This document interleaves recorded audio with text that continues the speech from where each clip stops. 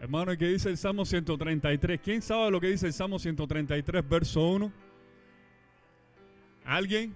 Dice, mirad cuán bueno y cuán delicioso es habitar los hermanos juntos en armonía. Y yo te invito en esta mañana a que tú primeramente te pongas en pie nuevamente. Se me sentaron, nos ponemos nuevamente de pie. Y le digas ahí a tu hermano que tienes al lado, qué bueno verte en esta mañana. Dile así, qué bueno que estás aquí esta mañana. Y salúdalo, salúdalo, ya el COVID va pasando. Te invito a que le saludes ahí y le digas, mi hermano, qué bueno que estás aquí esta mañana. Dice la palabra de Dios que Él le envía bendición y vida eterna.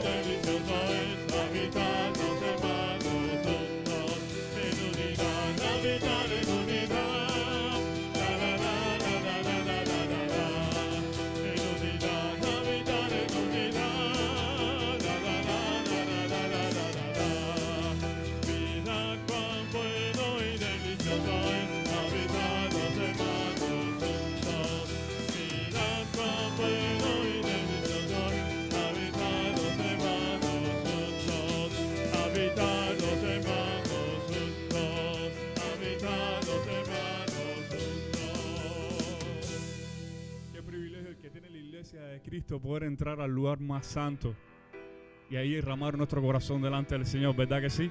Un privilegio enorme.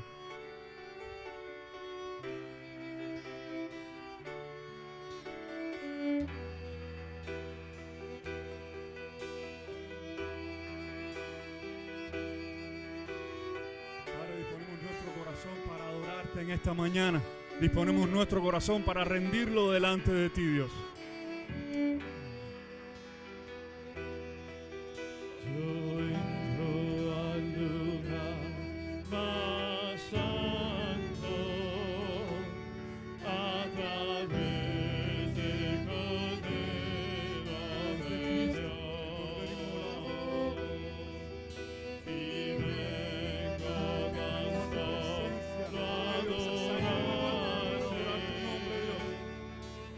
Yo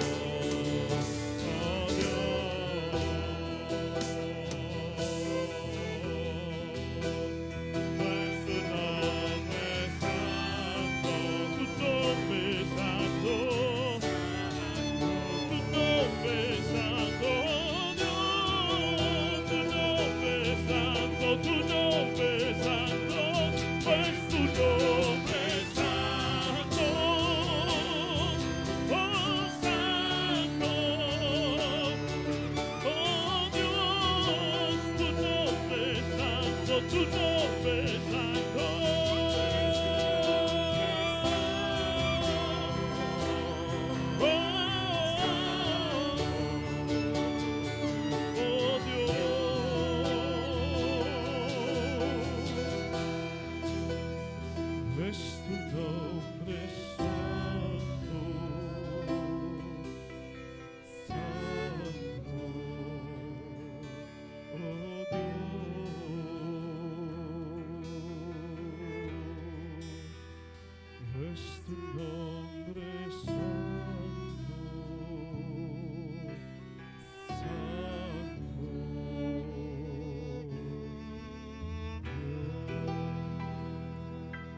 Dios, tú eres santo, santo, santo, y a tu presencia tiembla la tierra.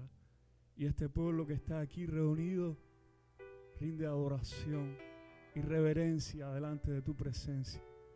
Reconocemos la grandeza tuya, tu poder, tu gloria, tu creación. Entendemos que todas las cosas que nos rodean, todas las cosas que vemos, son hechas por la obra, por el poder de tu diestra, Dios. Por el poder de tu palabra fueron creadas todas las cosas. Y es a ti, Dios, que nosotros rendimos adoración y reverencia. Nos acercamos a través de la sangre de Cristo y entramos al lugar santísimo. Rogándote, Señor, que tengas a bien, Dios, tenga a bien recibir de esta nuestra adoración. Tenga a bien recibir de nuestro corazón, Señor, que abrimos delante de tu presencia. También te pedimos perdón, Señor, que seas propicio, Dios, a nuestro pecado, a nuestra iniquidad, Señor. Sé propicio, Señor. No porque lo merezcamos, sino por el nombre precioso de tu Hijo Jesús. Por su sangre derramada te rogamos perdón, Señor. Y también te pedimos que tengas a bien derramar de tu bendición, de tu paz, de tu provisión, de tu protección, de tu cuidado sobre nuestros hogares, sobre nuestras familias, sobre nuestros hijos, Señor. Mira, Padre, si algún hermano que en esta mañana está haciendo ahí, Señor, está agobiado, está pasando por alguna tribulación, alguna enfermedad, alguna prueba, Padre, nos acordamos de todos aquellos que están siendo perseguidos también por causa de tu nombre. Dice tu palabra, bienaventurados, felices 3 veces aquellos que sufren persecución por causa de tu palabra. Pero nos acordamos de todo y te rogamos, Señor, que tengas a bien bendecir a estos hermanos, bendecir a este pueblo que está necesitado, que está necesitando de tu abrazo, de tu sustento, de tu paz en esta mañana. Todo lo que estamos haciendo es para ti, Señor, y te rogamos que tú lo recibas, Señor, y también rogamos que tú hables a tu pueblo por medio del pastor, de nuestro pastor en esta mañana. En el nombre de Jesús. Amén. Amén. Hermanos, pueden sentarse. Y queremos conocer si hay alguna visita entre nosotros hoy. ¿Alguien que nos visita por primera vez? Creo que todos somos de la casa.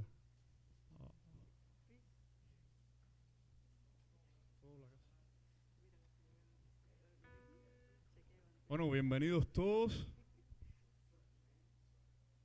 ¿Y cuántos les gusta cantar este precioso himno de tierra de Palestina? Amén, ¿verdad que sí? Es un precioso himno. Y aquellos que vinieron de Israel, me imagino que lo canten ahí emocionados, recordando todo lo que vivieron esta semana que pasó.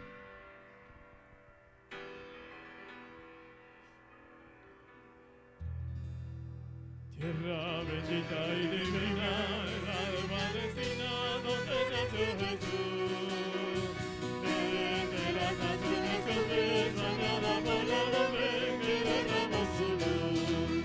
Eres la historia inolvidable, porque en sus suelos se derramó la sangre, preciosa sangre, del unigénito Hijo de Dios. La sangre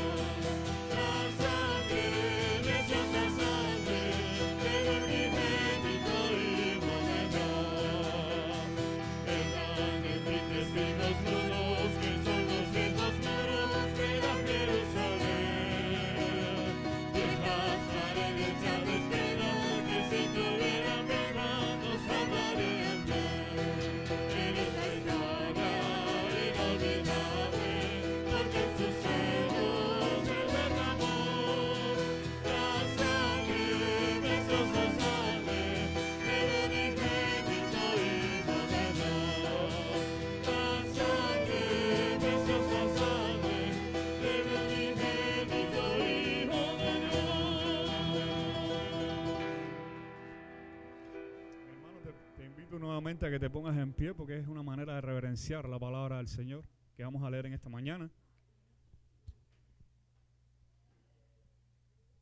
Y vamos a estar leyendo ahí en Mateo capítulo 16 hasta el verso 18 a partir del 13. Y leemos todos juntos el 18 al final y lo leemos ahora de manera alternada. Viniendo Jesús a la región de Cesarea de Filipo, preguntó a sus discípulos diciendo: ¿quién dicen los hombres que es el Hijo del Hombre?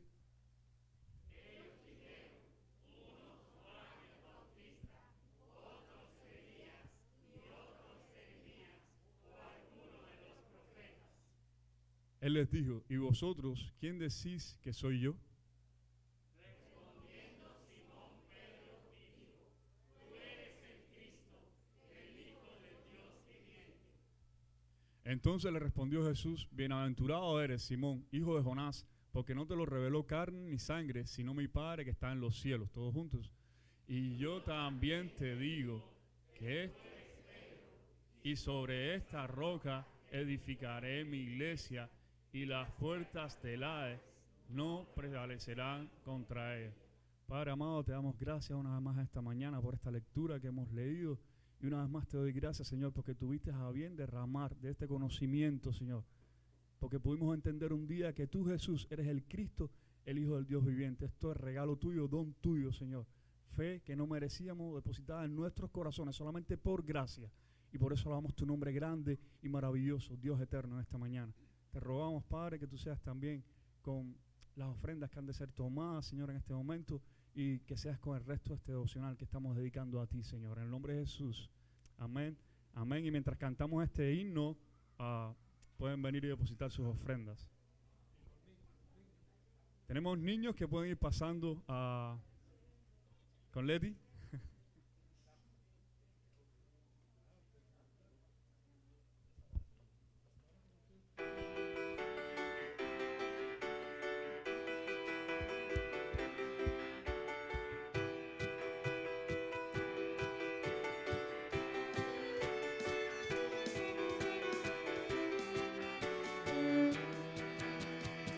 Bendecid al Señor y todo lo que está en mí, su nombre exaltar.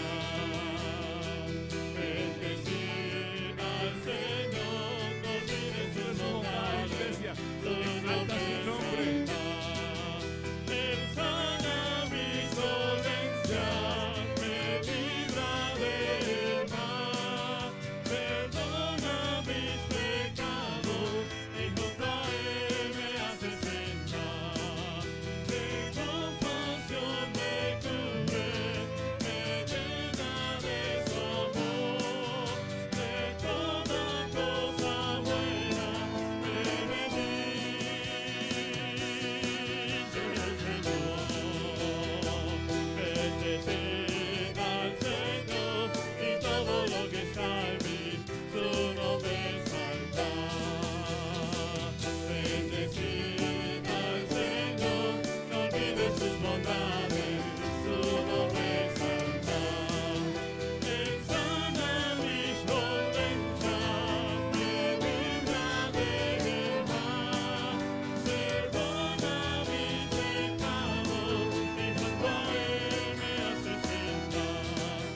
De compasión me cubre, se llena de su amor, de toda cosa buena me bendice el Señor. Bueno es, alabar de Dios y cantar salmos, Empieza a cantar salmos a tu Dios. altísimo, proclamando su fidelidad día y noche.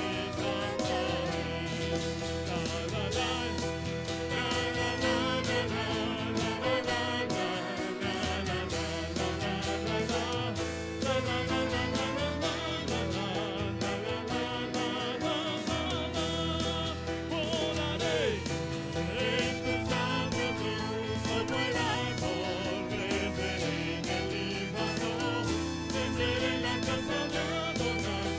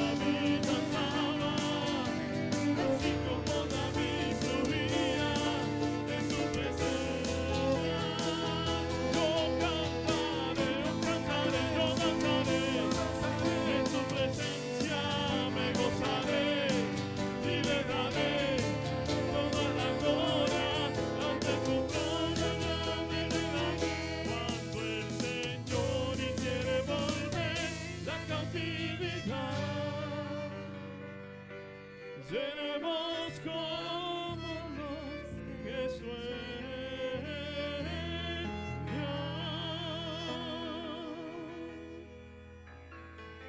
¿Cuántos conocen este cántico que dice? Baruch Adonai, Elohim Israel, Adonai, santo es el Señor. Baruch Adonai, Elohim Israel, Adonai, santo es el Señor. Mi Haolam, alaba su nombre por siempre será. Mi Haolam, santo es el Señor, el Dios de Israel. Y las naciones no alaban, Israel dirá amén. Y todos cantan aleluya, Israel dirá amén. Israel dirá amén. Baruch Adonai, Elohim Israel, Adonai, santo es el Señor. Baruch Adonai, Elohim Israel, Adonai, santo es el Señor. Y ahora, alaba su nombre por siempre será. Y ahora, santo es el Señor, el Dios de Israel. Y las naciones no alaban, Israel dirá amén. Y todos cantan aleluya, Israel dirá amén.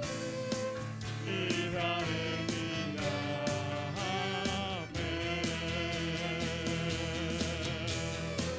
Y las naciones no alaban, Israel dirá amén. Y todos cantan aleluya, Israel dirá amén. Israel dirá amén. El pueblo de Dios dice amén, ¿verdad? ¿Cuántos conocemos esta canción?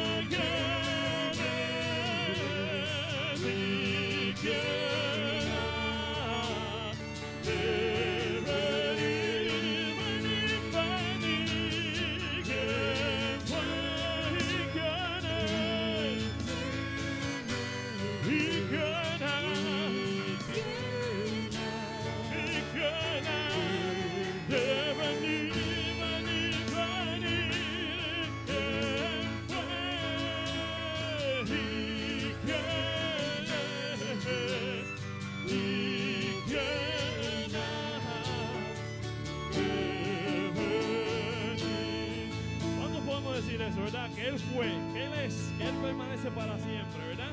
¿Cuántos podemos decirle eso en este momento? ¿Quién fue? ¿Y quién es? Y sigue siendo, ¿y quién? ¿Y quién ha de venir? Oh, ¿quién fue?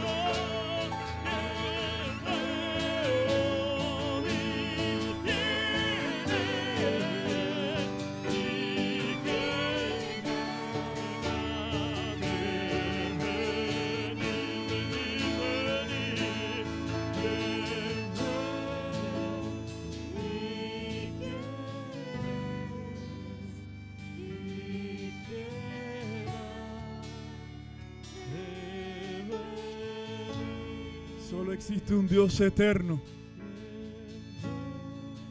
Solo existe un alfa y un omega. Y eres tú, Jehová de los ejércitos. El gran yo soy.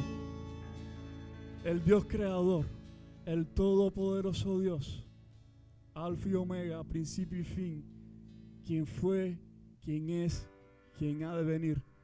Esos títulos solo te pertenecen a ti, Jehová. Solo a ti, gran yo soy. Y ante ti rendimos nuestra oración. En el nombre de Jesús, tu amado Hijo. Amén. Amén.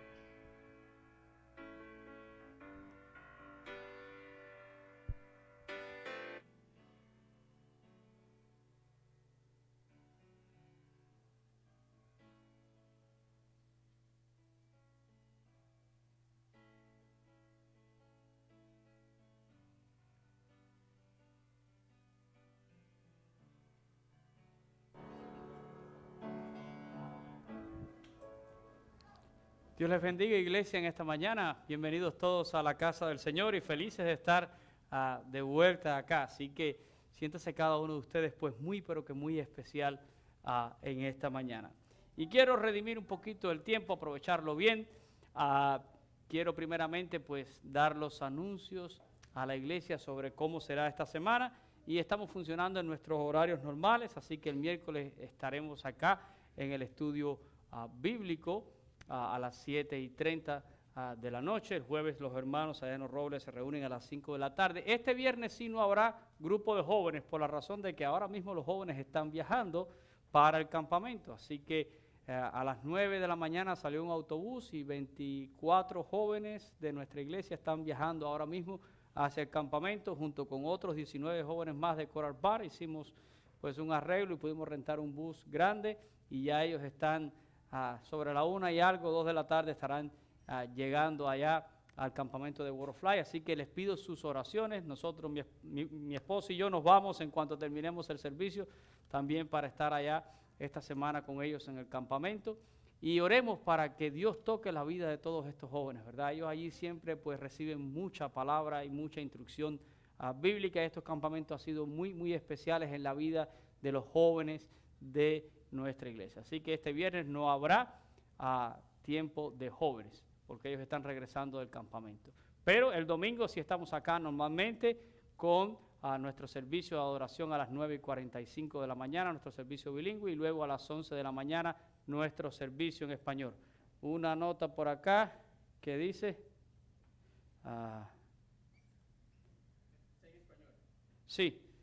Dice, damos gracias a Dios por 27 años de estar juntos, de estar juntos todos los hermanos. Amén. Amén, ¿verdad? Pues gracias al Señor por eso. Qué bueno. Es un motivo de acción de gracia. Están hoy todos acá, ¿no? Wow, Nora, qué especial para ti, ¿verdad? Hoy es el Día de las Madres.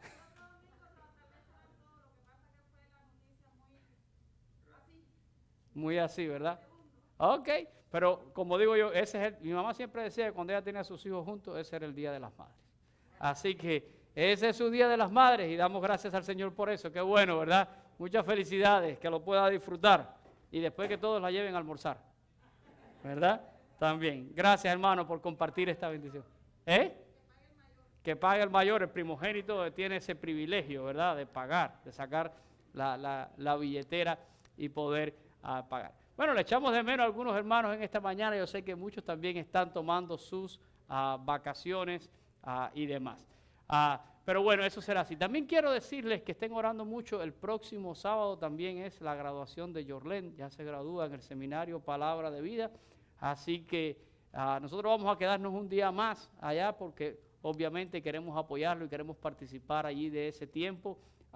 Pero es un logro y es una victoria que debemos compartirla como iglesia, ¿verdad? Que ya uno de nuestros jóvenes ha ido de alguna manera al seminario, se está preparando y ha logrado vencer esta etapa. Así que hay que darle muchas gracias a Dios y oren también, ¿verdad? Por el futuro de Jorge, su futuro ministerial. Yo creo que él tiene un lindo llamado de Dios sobre su vida y Dios lo va a usar, ¿verdad? Como digo yo, a placer, a discreción de Dios, porque Dios es soberano. Bueno, yo sé que la pregunta de todo el mundo es esta mañana, ¿cómo lo pasaron por Israel? Bueno, ya me ven un poquito quemadito. Ya saben que el sol de Israel en el mes de julio quema, ¿verdad? ¿Ya hace calor? Hace calor. Sí, ya me están, ya todo el mundo me ha dicho, pastor, y se engordó.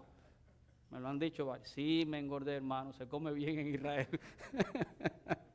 Mucho pan y mucho hummus, es bien, pero no fui el único que engordé, ¿eh?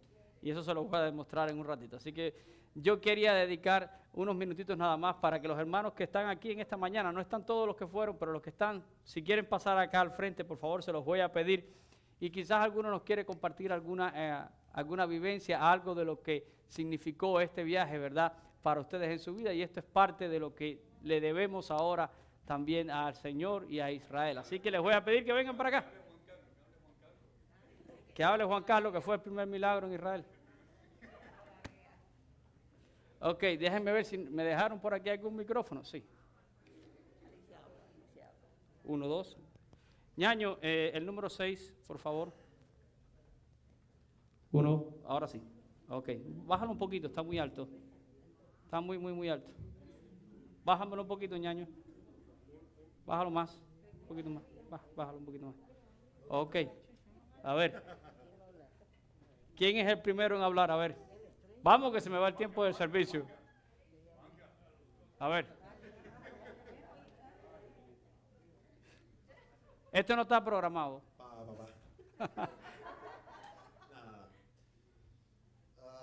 ¿Qué cristiano no sueña con ir a la tierra de Israel? Para mí fue un privilegio. Todos los lugares que visitamos, ver con tus propios ojos cómo es aquello. Y yo lo dije un día allí y lo vuelvo a decir aquí y hago mías las palabras de Job cuando dijo, de oídas te había oído, mas ahora mis ojos te ven. De oídas te había oído, mas ahora mis ojos te ven. Para mí, ver cada cosa allí, el mar de Galilea, ver Nazaret, ver esa foto que tanto uno ve de la capital de Jerusalén y con la cúpula la cúpula dorada, verla realmente ahí con tus propios ojos fue tremendo. Y igual que el muro de las Lamentaciones, saber que ese es el lugar más cerca que hay del templo fue tremendo. No sigo más, si no llego aquí las 2 de la tarde. Y no engordé nada, ¿no? Nos quedamos con una deuda en el buffet por culpa de Juan Carlos. Tengo mi maletín perdido. Se aceptan donaciones. Ok, ¿quién más Le quiere? cedo la palabra a la estrella. Aquí. No, a la estrella no. Bueno, hermano, Yo lo dije en el saludito que mandamos el primer día que el pastor nos grabó así rapidito antes del desayuno. Yo les exhorto a todo el que pueda ir a Israel que vaya. Es vivir la experiencia de caminar por donde caminó nuestro Señor. Eso es como que el Espíritu Santo te toca, te transporta. Es vivir experiencias que uno, como le decía yo al pastor, a partir de hoy, mi Biblia tiene color, porque los viví, tiene color. Amén. Todo el que pueda ir, hagan un esfuerzo y vayan. Vale la pena, vale la pena. Amén. No sé quién más quiere decir algo. ¿A quién le toca? Otra vez no.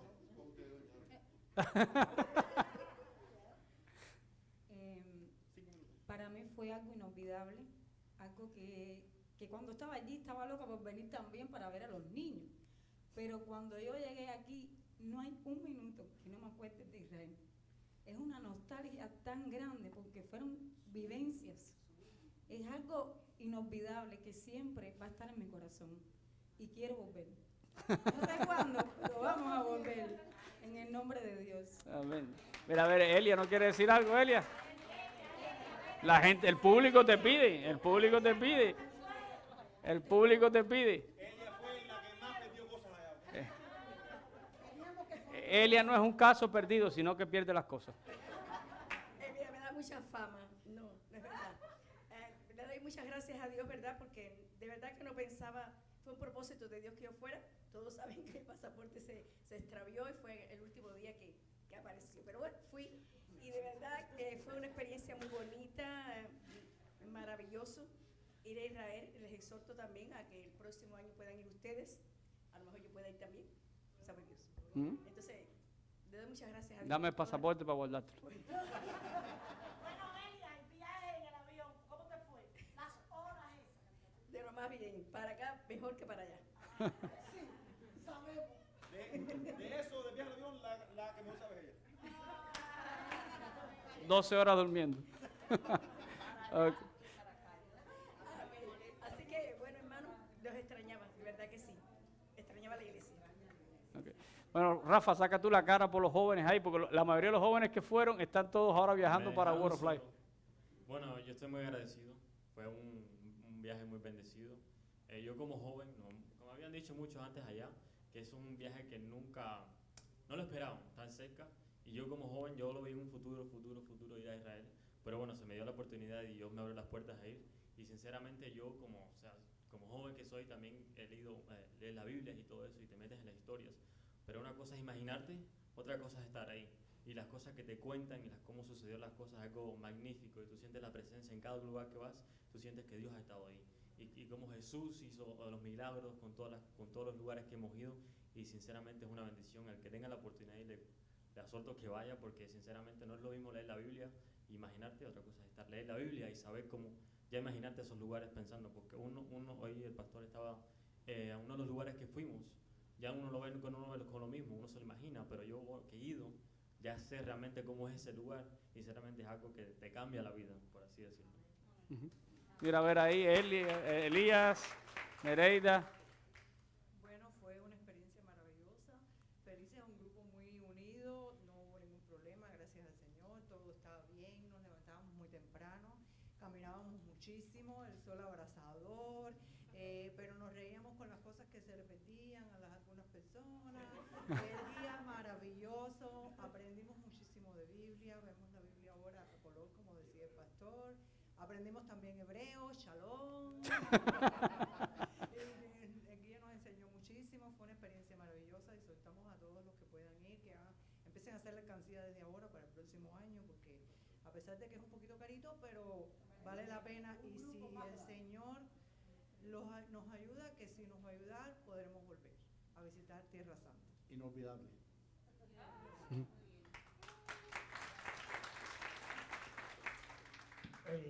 El viaje fue increíble.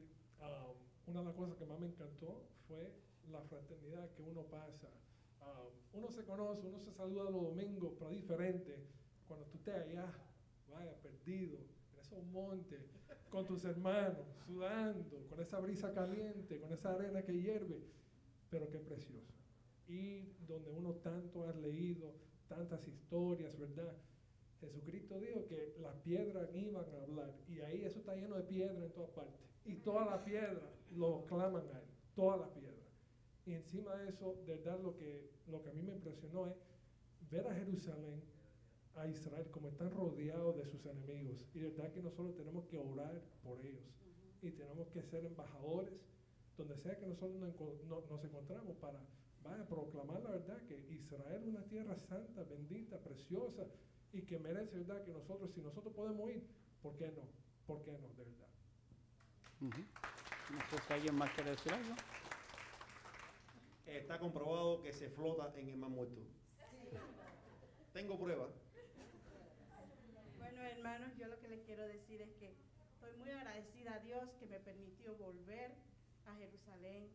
Y Jerusalén pues se ve bello, es una cosa que te llega a saber que ahí es la tierra de nuestro Señor Jesucristo. Y te vuelve a enamorar de esa tierra, vuelves los recuerdos, y ahora que uno canta, piensa en Jerusalén. Ahora esta mañana que estábamos cantando, yo me transporté a Jerusalén, y es hermoso.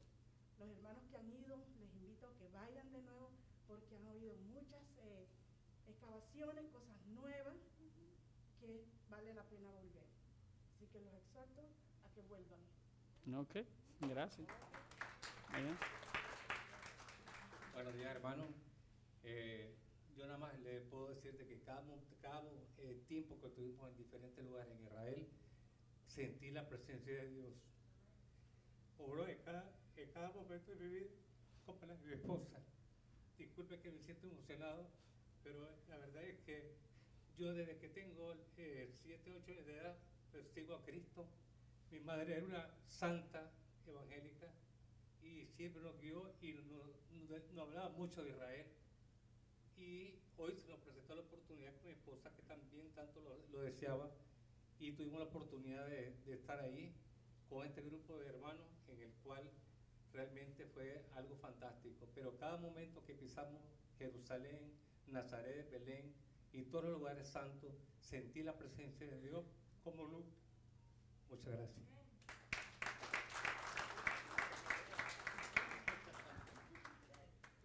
Bueno, buenos días, hermanos. Como decía yo, el día que estábamos en la reunión, nosotros teníamos 3 años de estar tratando de ir, y por muchas razones no íbamos. Esta vez se nos dio, y yo le doy gracias a Dios por la experiencia que tuvimos, y francamente sí, es una emoción muy diferente estar ahí que leerlo. Y yo, como dicen todos, fue un grupo muy, muy unido, y gracias a Dios pues todos regresamos bien. Y les pido que si el que pueda ir, pues que aproveche y que vaya. All right. Bueno, pues si nadie más tiene nada que decir, yo creo que es suficiente, ¿verdad? Yo quiero darle gracias al Señor, y yo sí no puedo empezar a hablar de Israel porque no tengo para cuándo acabar, y así me lo dijeron todos allá, me echaron para adelante en el medio de Israel. Pero le doy gracias a Dios, y le doy gracias a Dios porque nos permite hacer estas cosas en algún momento. Esto para mí comenzó como una ilusión, como dice Juan Carlos, el sueño de todo el mundo es poder ir, y de ilusión pasó a ser una pasión. Israel es una pasión en mi vida, y haré siempre todo lo que pueda por ayudar a todos los que puedan ir un día y conocer el milagro de Israel, porque Israel es un milagro de Dios. Estar en Israel es ver un milagro de Dios viviente, ver la mano, el poder de Dios.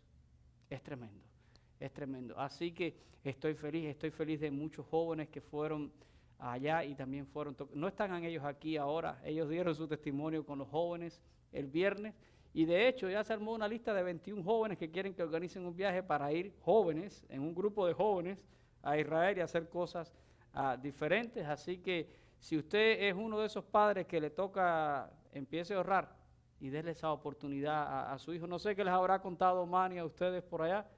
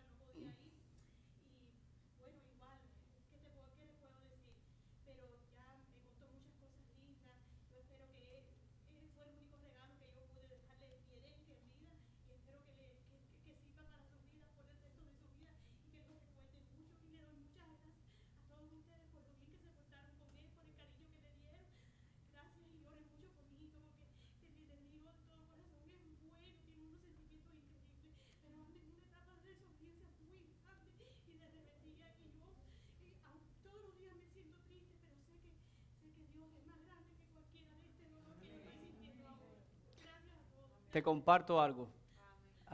Te comparto las palabras de tu hijo la última noche. Él dio gracias por haber ido y dijo, ahora tengo una base para construir mi vida y mi relación con Cristo. Así lo dijo. Y ellos son testigos, lo escucharon. Y sí, Manny era ese que ayudaba a todos a bajar del autobús, a cargar las maletas, a hacer todas las cosas. Súper bien y se integró al grupo de una manera maravillosa. Así que ese es el trabajo, ¿verdad? Ese es el trabajo. Hasta repartió máscaras y todo. Pero él dio ese testimonio y quiero aprovechar que se buscó unos amigos palestinos allí en el Mar Muerto y todo.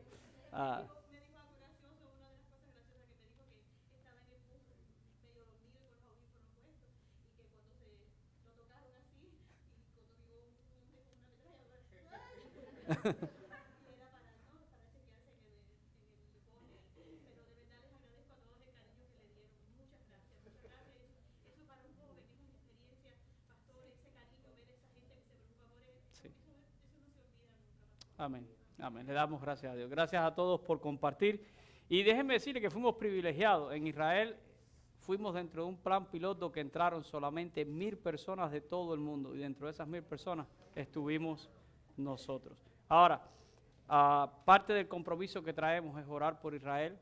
Es triste. Por un lado aprovechamos tanto porque estábamos solos en todos los lugares. Pero es triste llegar a un lugar donde uno veía antes 50 autobuses y ahora estábamos solos. ¿Verdad? Allí fue complicado. Sí.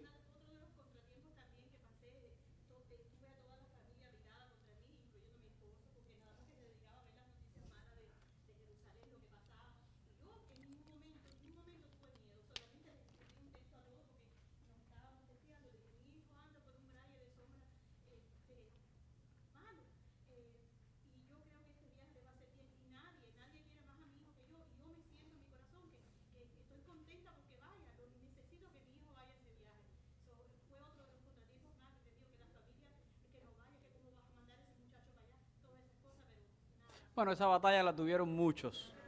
Esa batalla la tuvieron muchos. Ahora pregúnteles a todos cuántas cosas feas vieron en Israel y cuántos problemas y cuántos rollos para ver.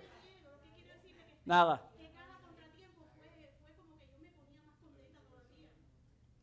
Israel es muy tranquilo y está en completa paz y tranquilidad, ¿verdad?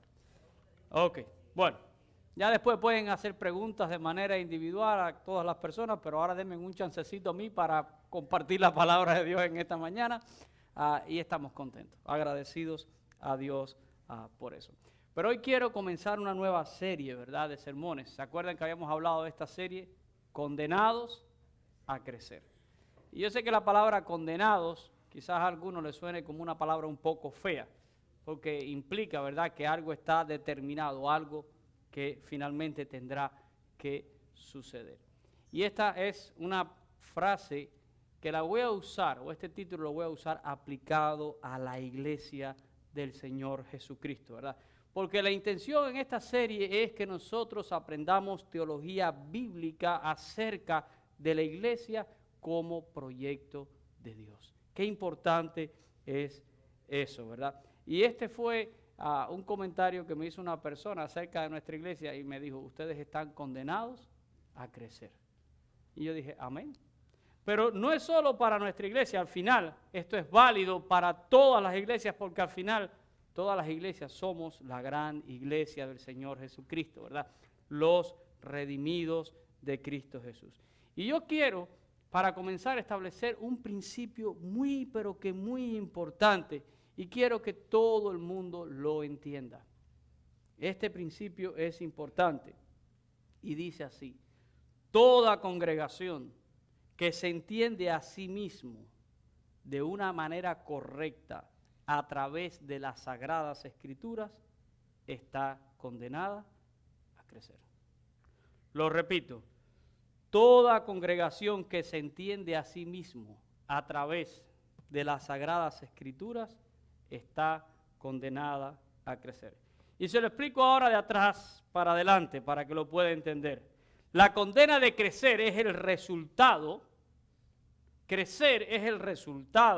de un entendimiento correcto de la identidad de la iglesia que revela la palabra de Dios.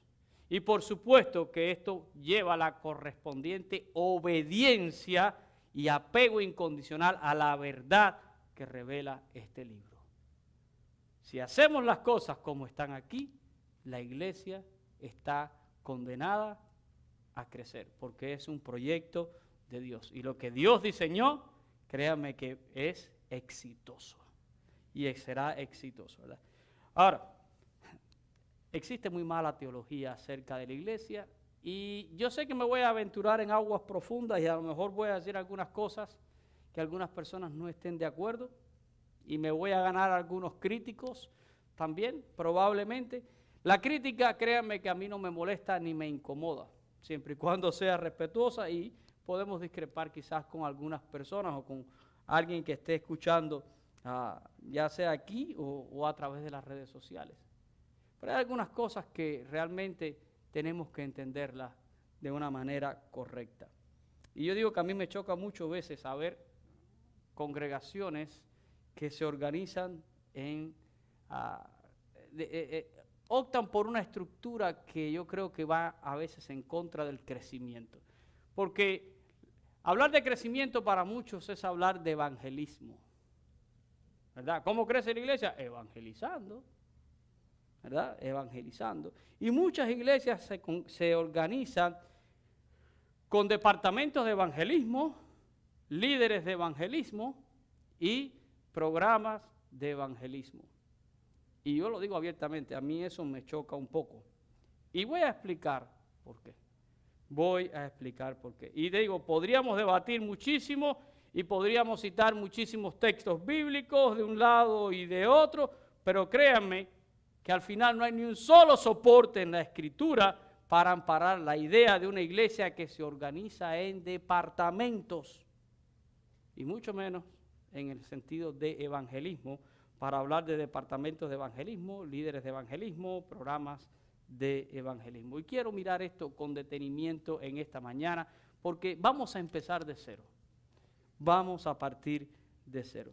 Miren, vamos a hablar de esta idea del departamento de evangelismo, y con todo lo hemos escuchado. Yo he pertenecido a iglesias y he pastoreado iglesias donde hay un departamento de evangelismo. Pero créanme que por ninguna parte en el Nuevo Testamento usted va a encontrar una teología bíblica de una iglesia que se estructura o se organiza en departamentos. Al contrario, la teología del Nuevo Testamento en cuanto a la iglesia muestra una iglesia cohesionada que ministra como un cuerpo vivo, dinámico y dependiente uno del otro, ¿verdad? Como dice Pablo, el ojo no le puede decir al pie, yo no te necesito, ¿verdad? Todos somos parte del cuerpo y nos sujetamos a una cabeza que es Cristo Jesús. Así que la palabra departamento nos da más, un poco la idea de algo independiente que pertenece a algo más grande. Pero es una idea que generalmente es mal interpretada, no malintencionada, y voy a hacer la aclaración. No es malintencionada, pero puede ser muy mal interpretada a la hora práctica de llevar el ministerio adelante. Miren, por ejemplo, vamos a hablar de un edificio. Y por cierto que el apóstol Pablo habla de la iglesia como un edificio que va creciendo de manera coordinada. Ahora, en un edificio, aunque es una sola unidad, hay muchos, ¿qué cosa? Departamentos. Hay muchos departamentos, si bien es un solo edificio. Y cada departamento es independiente a veces de otro departamento. Y generalmente los que viven en un departamento no le importa lo que está pasando en el otro departamento, ¿verdad? Cada uno es individual. ¿Saben? No muy lejos. Muy recientemente he estado lidiando con una situación donde había que tomar una decisión en una iglesia y fue increíble que tomaran esa decisión porque hay que hablar con este y con el otro y con el otro y con el otro. Era un rollo, ¿verdad? Porque estaba bien fragmentado todo. Y a veces yo digo, Señor, gracias porque nuestra iglesia, yo no soy un dictador en un sentido, ni tomo todas las decisiones a vida y por haber, pero no nos es tan difícil tomar a veces una decisión a la hora de avanzar en un asunto. Y veo a veces tanto problema, y todo eso es porque tenemos una estructura fraccionada muchas veces en las iglesias. Ahora, cuando el apóstol Pablo habla de un edificio, Pablo no está hablando, y lo dice allí en Efesios, Pablo no está hablando de departamentos, incluso él habla de creyentes como piedras vivas que son incorporadas en este edificio donde ellos mismos son edificados.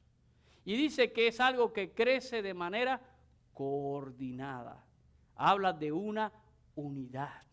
Habla de una unidad. Ahora, evangelismo, y siempre he defendido esta postura. Para mí, evangelismo no es un departamento en la vida de la iglesia, sino que evangelismo es la esencia misma de la existencia de la iglesia. ¿Para qué existe la iglesia como proyecto de Dios? Básicamente para dos cosas. Para adorar a Dios y ¿para qué? Y para cumplir con la gran comisión de nuestro Señor Jesucristo, de predicar el evangelio a toda criatura. Así que evangelismo no es un departamento, es la esencia. Es el hecho por el cual la iglesia existe, es el proyecto de Dios por medio de Cristo Jesús para este mundo, ¿verdad? La iglesia está y existe para responder a esa gran comisión. Ahora, cuando no hay una comprensión correcta de esta realidad, las personas piensan entonces que la labor de evangelizar queda solamente en manos de ¿quién? De los que están en el departamento de evangelismo. Yo he escuchado muchas veces a las personas decir, es que yo no soy de ese departamento. Yo en la iglesia mía sirvo en otro departamento, pero yo no soy parte de ese departamento. Y cuando una persona está pensando así, esa persona no se siente incluida. No soy parte de, ni estoy comprometido a, porque sencillamente no soy de ese departamento. Aquí hay gente que las escogieron para eso y que evangelicen los del departamento de evangelismo. Ellos son los que tienen que evangelizar. Y déjeme decirle que un departamento de evangelismo pudiera tener cierta reputación, vamos a decir, de ser una iglesia organizada. Somos una iglesia muy bien organizada, tenemos un departamento de esto y de aquello y del otro, ¿verdad? Puede tener reputación de cierta organización, pero cuando es mal entendido como atenta contra la vida y el crecimiento de la iglesia, porque viene a veces a fraccionar esta idea y no a unir. Hay muchas cosas que pueden tener cierta reputación. Saben que una de las cosas que me ha venido a mí a la mente en estos tiempos, y a veces no lo hago porque estoy un poco ocupado y quiero tener más tiempo para eso, pero hace unas semanas atrás, pensando en todo esto, el Señor me puso en mi mente escribir un libro que se llama La Iglesia Desorganizada. La iglesia desorganizada. ¿Saben por qué? Porque no es que la iglesia esté desorganizada, es que no está organizada como muchas personas están acostumbradas o quieren ver una organización de la iglesia. La iglesia no es desorganizada, la iglesia está perfectamente instituida en la palabra de Dios. Y tenemos muchos principios para llevar el ministerio de la iglesia adelante. Pero a veces aspiramos a que la iglesia se organice como tradicionalmente se ha organizado, y entonces nos parece que estamos desorganizados. Pero ojo con eso, ¿verdad? Quiero hablar un poquito acerca de lo que le llaman muchos también los líderes de evangelismo. Y esta es una idea súper peligrosa también por la mala comprensión muchas veces de algunos. Más de una vez yo he visto a alguien que se hincha como un sapo y abre sus labios para pregonar. No, porque yo soy el presidente de evangelismo de mi iglesia. ¿Saben? Eso se llama liderazgo de posición. Y nunca es un verdadero liderazgo. ¿Saben ahora lo que está pasando en Cuba? Todos lo saben, ¿verdad? ¿Saben cuál es uno de los calificativos que le dan al presidente de Cuba? No el feo, no me vayan a hacer. Pero una de las cosas que le dicen es, tú eres un puesto a dedo. Alguien dijo, tú vas a ser el presidente. Y lo designaron, pero en realidad no tiene ninguna característica de liderazgo, ni es nadie que inspira a nadie, ni nadie lo quiere seguir. Eres un puesto a dedo. Y lo peor que le puede pasar a una iglesia es tener gente puesta a dedo.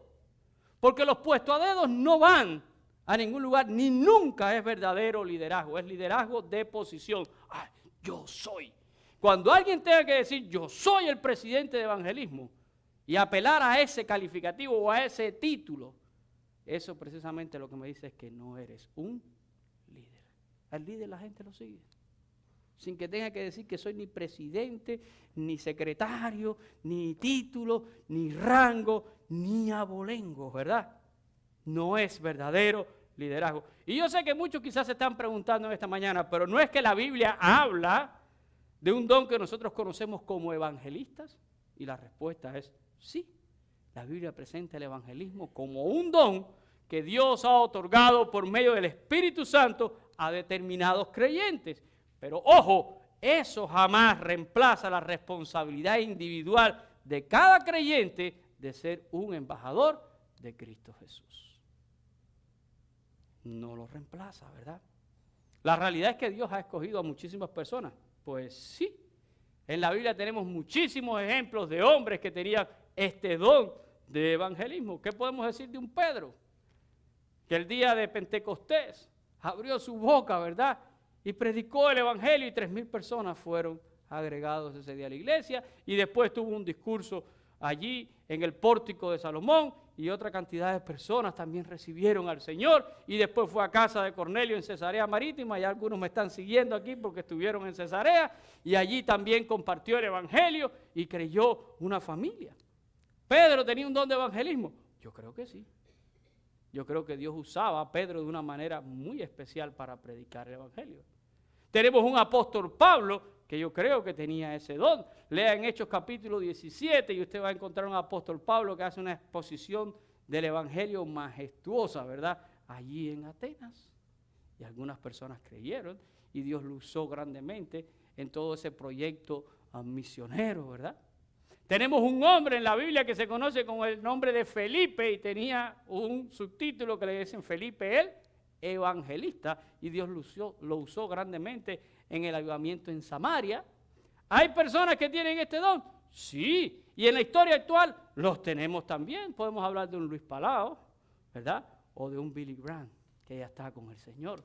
Hombres que llenaban estadios y Dios les daba gracia para predicar el evangelio a grandes multitudes.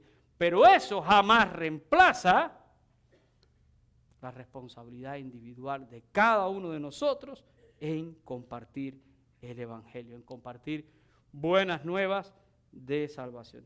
Y así como la idea del departamento de evangelismo, la idea de presidente o líder de evangelismo puede darle al resto de la congregación a veces la impresión de que esa función está limitada a ese grupo, a ese ministerio y a esas personas que la iglesia ha determinado o ha señalado para que sean los líderes de evangelismo.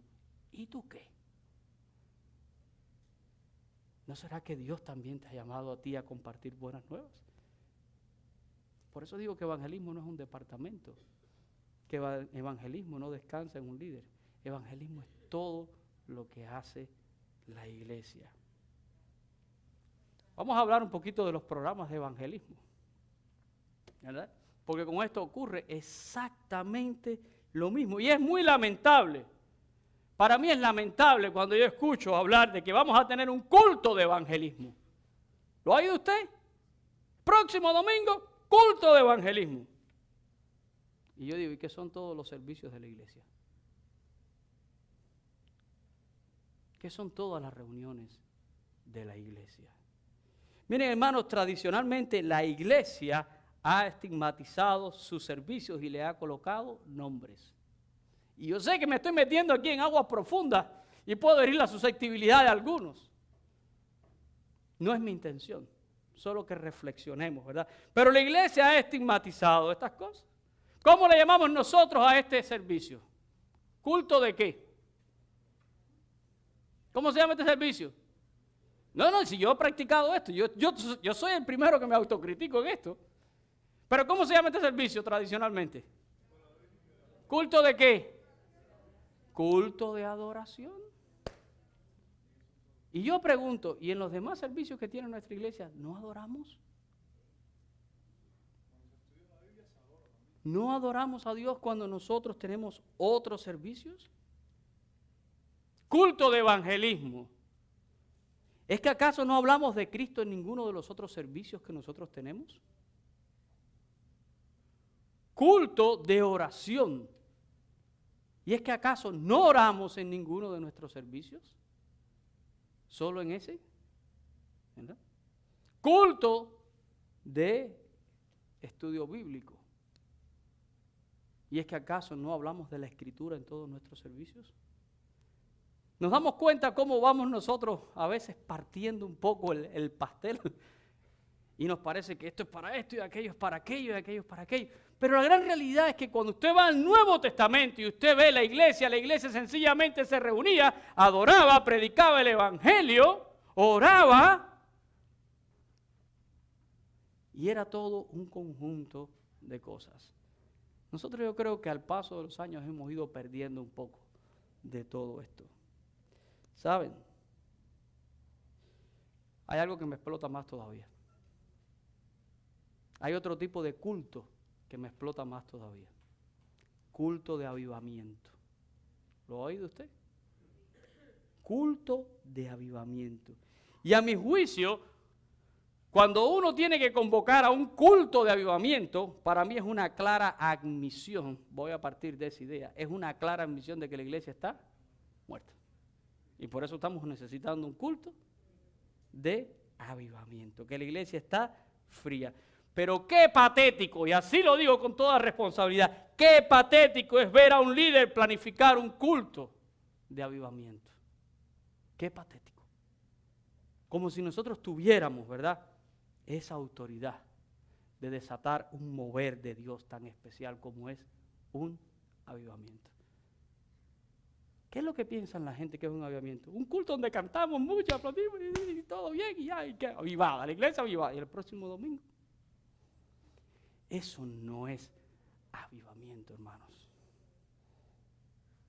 Es más, el avivamiento tiene como fruto el crecimiento de la iglesia.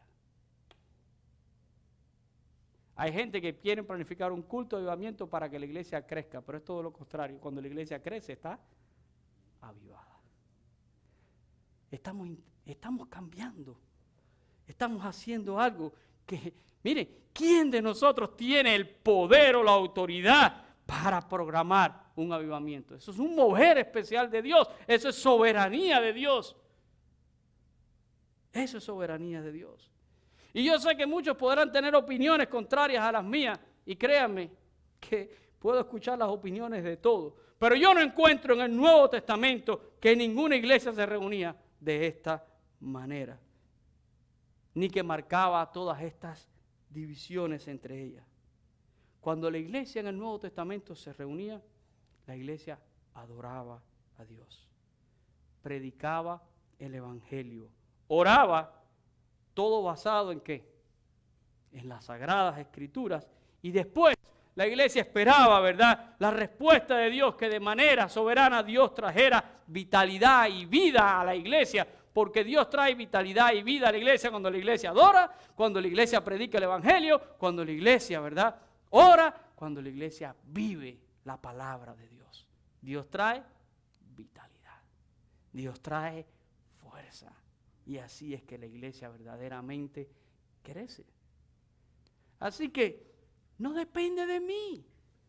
No depende de hombres.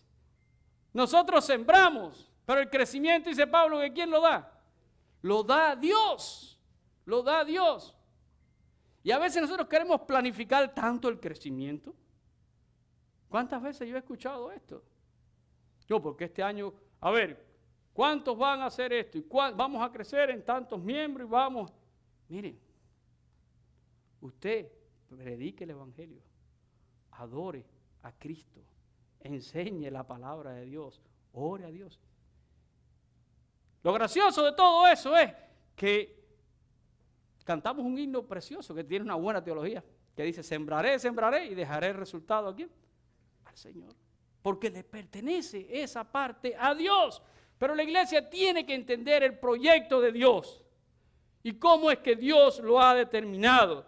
Qué importante es que una congregación se entienda a sí mismo a través de la Escritura, que tenga una teología sana.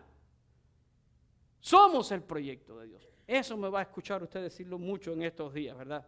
Somos el proyecto de Dios y nos ha tocado vivir esta dispensación de Dios. La gracia de Dios, ¿verdad? Ahora, ¿cuál es el sueño de toda congregación? El sueño de toda congregación es crecer. ¿No queremos crecer? Sí, queremos crecer. Bueno, he conocido algunas que no quieren crecer. He conocido algunos que quieren quedarse así chiquiticos, porque así chiquiticos estamos más cómodos, más ricos, nos conocemos todos y todo está muy bien. Pero toda congregación debe desear crecer, pero no lo va a hacer, por lo menos de una manera bíblica, hasta que no se entienda a sí mismo a través de la palabra de Dios. Miren, las personas malinterpretan el crecimiento en dos sentidos. Hablamos en primer lugar del sentido numérico. Tenemos muchísimas congregaciones que se enfocan en números de personas que atienden a sus reuniones y a sus servicios. ¿Cuántos vinieron hoy? ¿Los contaron? Hemos pasado por todo esto y es la verdad. Contamos cabezas, contamos Biblia, contamos de todo. Pero cuando David contó al pueblo, a Dios no le gustó, para que lo sepan. A Dios no le agradó mucho eso. Pero a veces nos enfocamos en cuánta gente están atendiendo a nuestros servicios sin importarnos otra cosa. En segundo lugar están los que se enfocan más en el sentido espiritual, ¿verdad? Los que se enfocan en el sentido espiritual. No importa si somos pocos mientras que los que estemos aquí seamos buenos. Yo he escuchado eso también. Pero en ambos casos, ¿verdad? Existe una mala comprensión de la teología bíblica acerca de la iglesia. Porque el crecimiento bíblico se enfoca en las dos cosas. Crecemos en número, pero también tenemos que tener crecimiento espiritual. Una cosa va de la mano con la otra. Mire, por favor, que nadie piense, porque a mí esto me choca. A mí esto me choca porque la gente piensa que las iglesias son buenas porque tienen mucha gente. No, pero allí van como 3,000 personas. Sí, es verdad, van como 3,000 personas. Es más, en nuestra ciudad tenemos varias mega iglesias. Pero tenemos varias mega iglesias de gente, y lo digo con toda responsabilidad, que son analfabetos bíblicos. O sea, que de Biblia no conocen nada. Conocen lo que dice su pastor. Y no se detienen muchas veces a evaluar si lo que está diciendo su pastor es bíblico, es conforme a lo que enseña la palabra de Dios. Yo siempre les he dado a ustedes ese desafío. Lo que yo digo detrás de este púlpito, evalúen y no tenga pena reprenderme. Evalúen, porque un día puedo estar equivocado y puedo dar una mala enseñanza. Evalúen, porque esa es la tarea de usted. Y cuando usted hace eso, usted está haciendo lo correcto. Pero la gente piensa, no, porque aquí van tanta gente que eso va a ser una maravilla. Allí van muchos, en primer lugar, a oír lo que quieren oír. Porque allí les endulzan el oído y les dicen lo que quieren oír. La gente no quiere oír muchas veces que el pecado tiene que ser confrontado. La gente no quiere oír hablar de arrepentimiento. La gente quiere ir a hablar de prosperidad, de salud, de milagros, de demonios fuera. Y ahí están. Y son miles. Pero miles de analfabetos bíblicos. Y una vez hablaba con una persona y me dijo, sí, pero ahí hablan de Dios. Y ellos mencionan la Biblia. Les voy a dar un ejemplo en esta mañana. Quiero leer con ustedes en Mateo capítulo 27, los versículos 4 y 5. Miren este texto que interesante. Esto es cuando Judas se arrepiente de haber entregado a Jesús. Miren esto. Dice que Judas dijo, yo he pecado entregando sangre inocente. Mas ellos dijeron, ¿qué nos importa a nosotros? Eso fueron, ¿verdad? Los escribas. Allá tú. Y miren lo que dice el verso 5, dice, y arrojando las piezas de plata en el templo salió y fue. ¿Y qué hizo Judas? Bueno, ¿y qué si yo soy un maestro bíblico y digo, bueno, pues este texto nos está enseñando que todo aquel que se da cuenta que ha pecado, debería ahorcarse?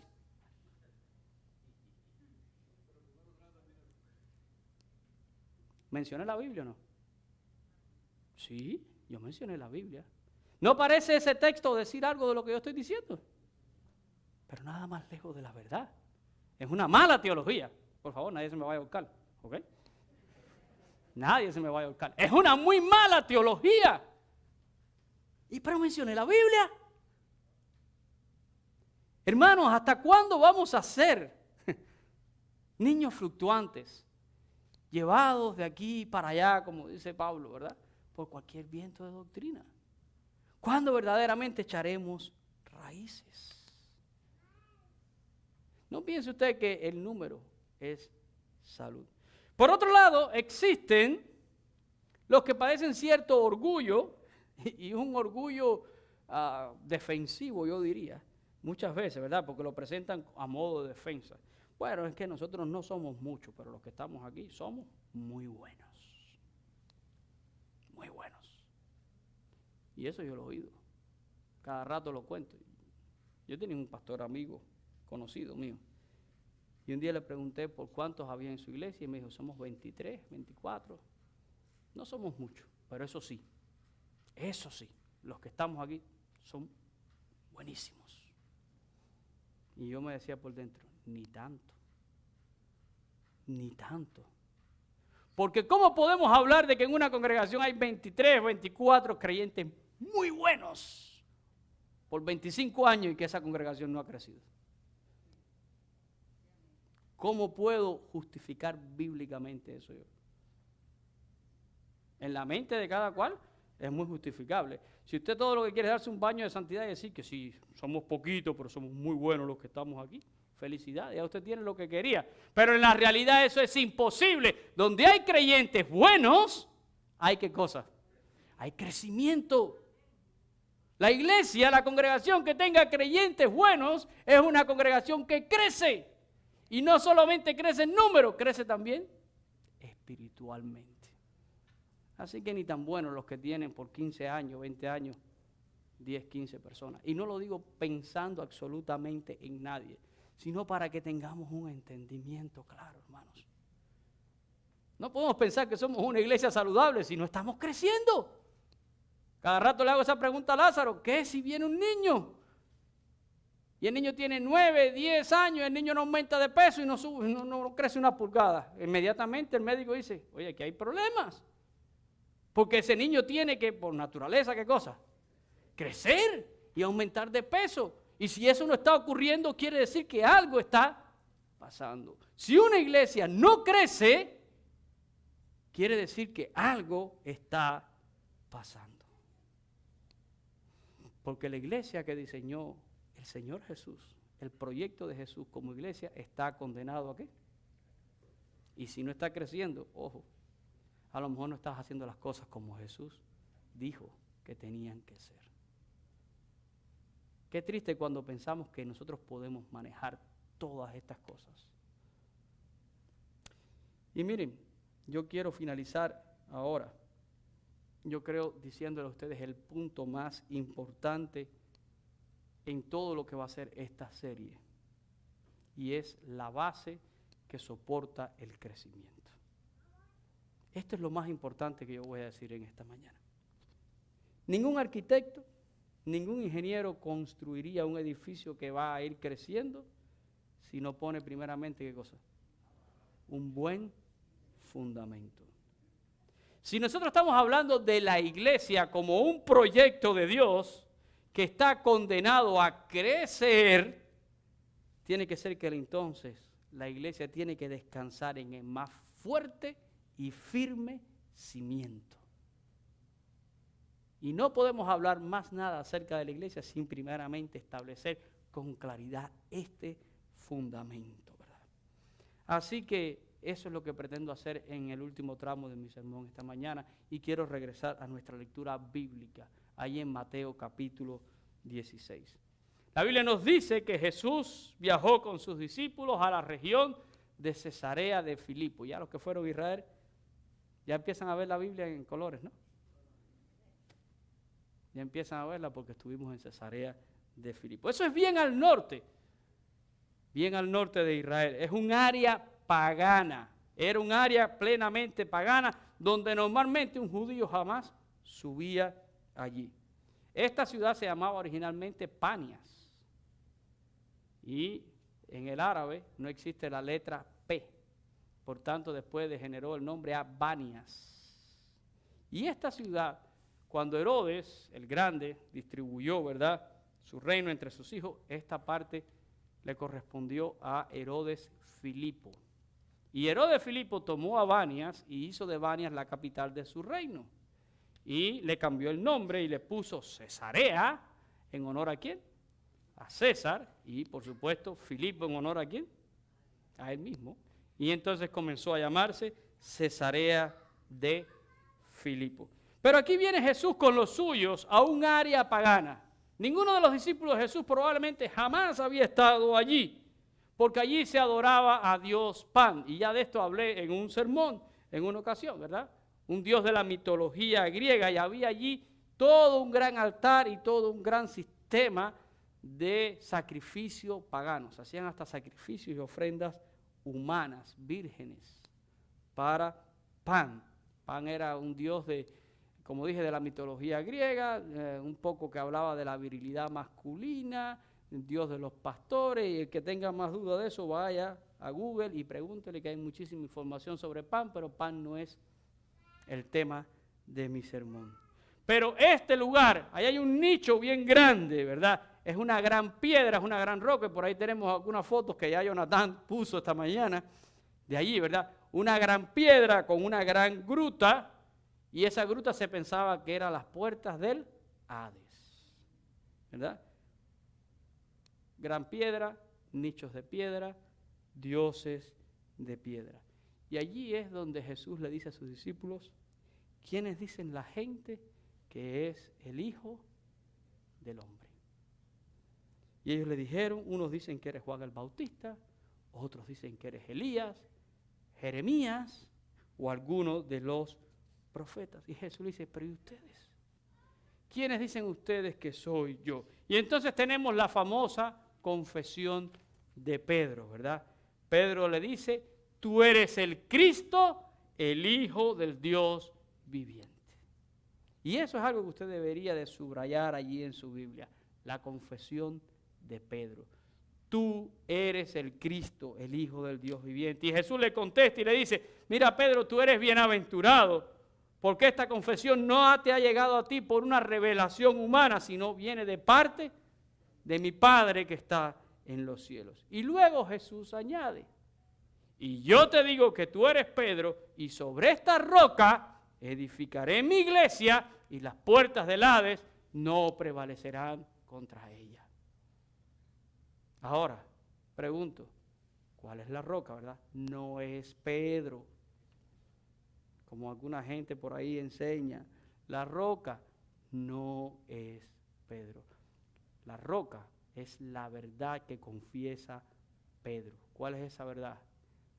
Que Jesús es el Cristo, el Hijo del Dios viviente, que vino a este mundo para morir en una cruz. ¿Cuál es el centro del mensaje del Evangelio que predica la iglesia del Señor? Es esto, que Dios se humanó en Cristo Jesús y vino a este mundo, que Él es el Cristo, el Mesías enviado, el Redentor, el Salvador, que viene, que muere en una cruz, que resucita el tercer día, que asciende a los cielos y que un día va a volver por los suyos. Ese es el mensaje del Evangelio. Y que en esa cruz Él obró el perdón y nosotros tenemos que arrepentirnos y confesarlo como Señor y Salvador de nuestras vidas. Ese es el mensaje del Evangelio. Sobre esta verdad es que se edifica la iglesia de Cristo Jesús. No es sobre Pedro, ¿verdad? Y esa es la base sobre la que se yergue el proyecto de Dios, su iglesia. Lo dice con claridad el apóstol Pablo, 1 Corintios capítulo 3 y versículo 11. Pablo dice, porque nadie puede poner otro fundamento que el que está puesto, el cual es ¿quién? Jesucristo, ¿verdad? Lo dice también en Efesios cuando habla de un edificio que va creciendo. Allí capítulo 2, versículos 20 y 21, edificado sobre el fundamento de los apóstoles y profetas, siendo la principal piedra del ángulo, ¿quién? Jesucristo mismo, en quien todo el edificio bien coordinado va creciendo para ser un templo santo en el Señor. Repito, la iglesia no está edificada sobre Pedro. Lo siento por aquellos que lo han pensado así.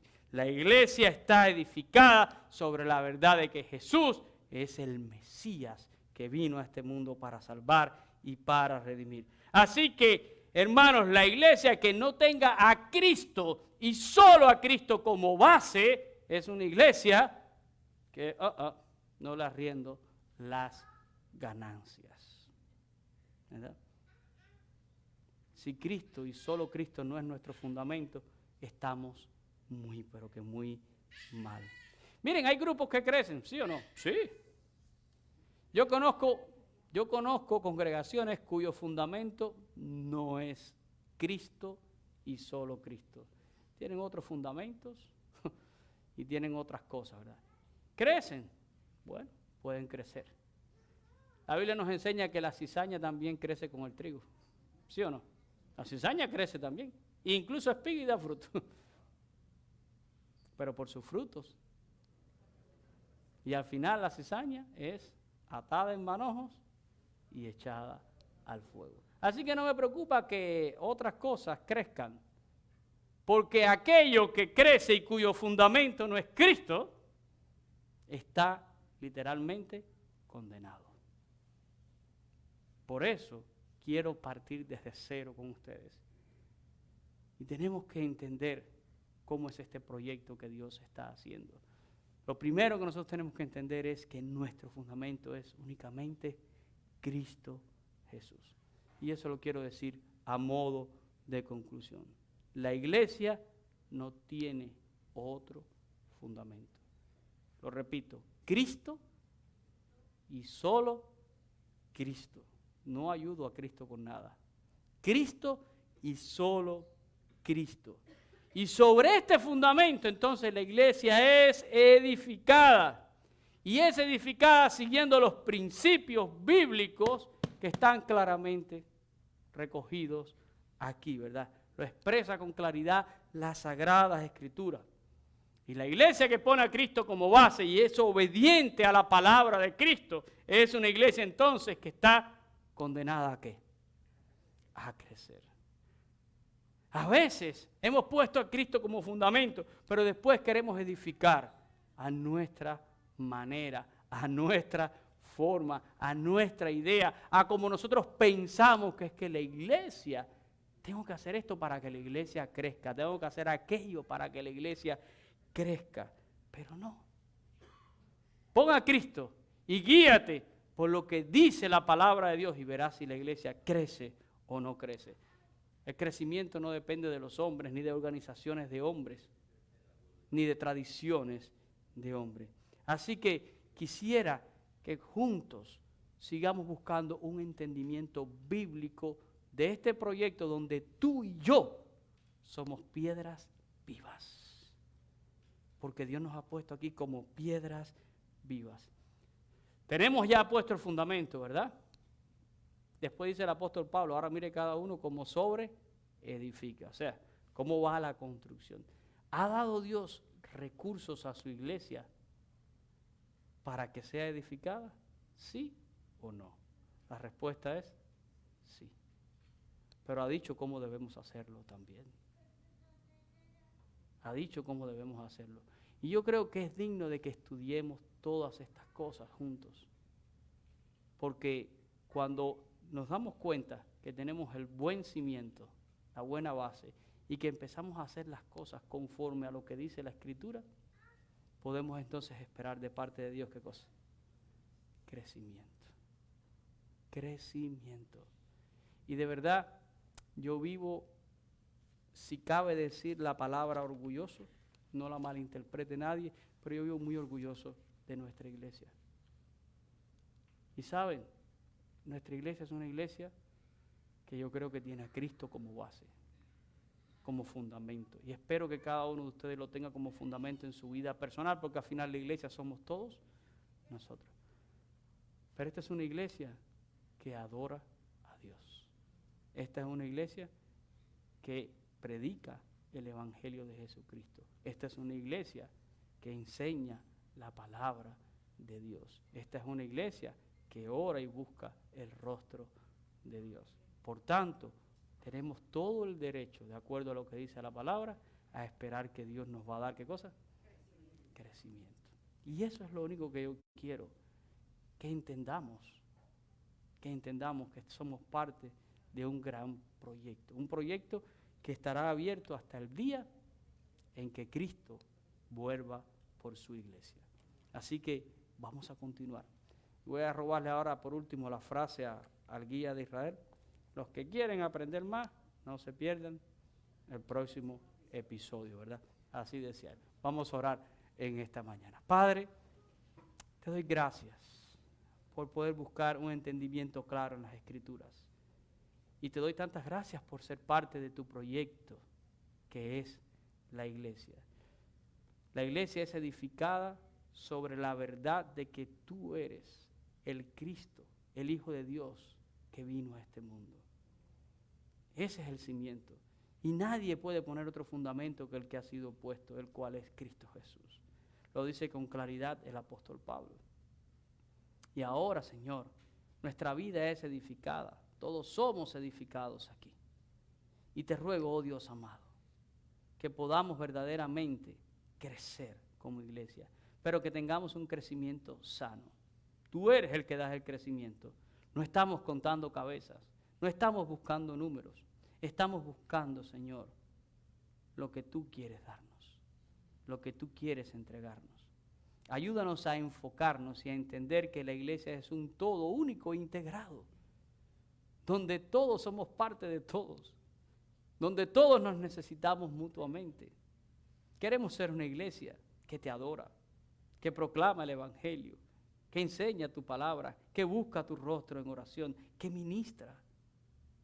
Y sabemos, Señor, que la iglesia que hace todas estas cosas y se sujeta a lo que tú enseñas con claridad en tu palabra es una iglesia condenada a crecer.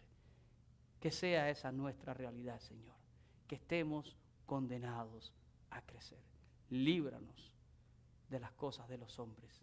Queremos, Señor, lo que es tuyo. Este es tu proyecto, Señor, y lo vamos a hacer no como queremos nosotros, sino como lo has determinado tú. Bendícenos en esta mañana y ahora llévanos a nuestros hogares bajo tu cuidado y bajo tu protección. Que nos des un nuevo día mañana, Señor, y que nos des gozo para volver a tu casa y a nuestra familia de fe. Lo pedimos en el nombre de Cristo Jesús. Amén y amén. Dios me les bendiga, mis hermanos, a todos. Gracias a todos por estar acá. Nos vemos el próximo domingo.